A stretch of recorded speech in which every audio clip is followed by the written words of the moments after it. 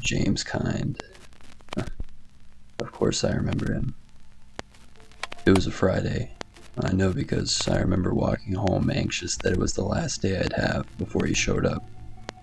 I'd never had a friend at the house before, and I'd never even met James in real life, only online, played video games together. Things would be different come tomorrow. That's what I told myself at least.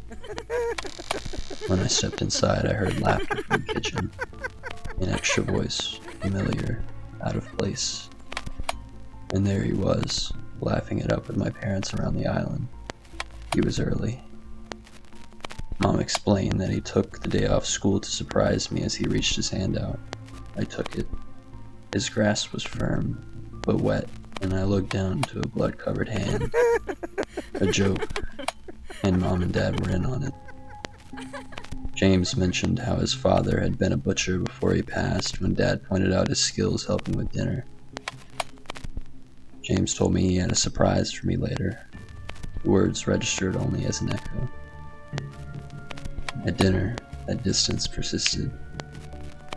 James commented on the uniqueness of the meal, asked Mom her secret. Dad complained of the fat in the meat. The stringier cuts had more flavor. I remember the wave of guilt as I excused myself. A stomach ache or something, I said. I needed to lie down.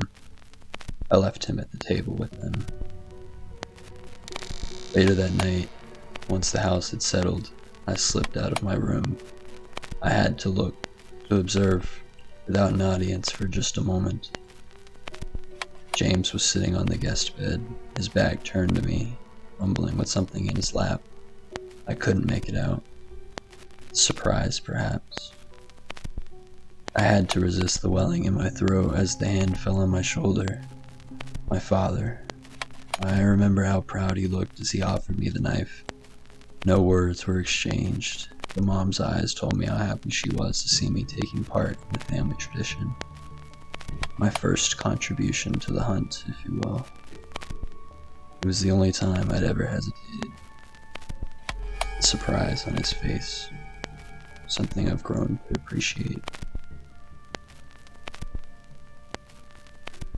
This recording is the property of Greystone Psychiatric Asylum.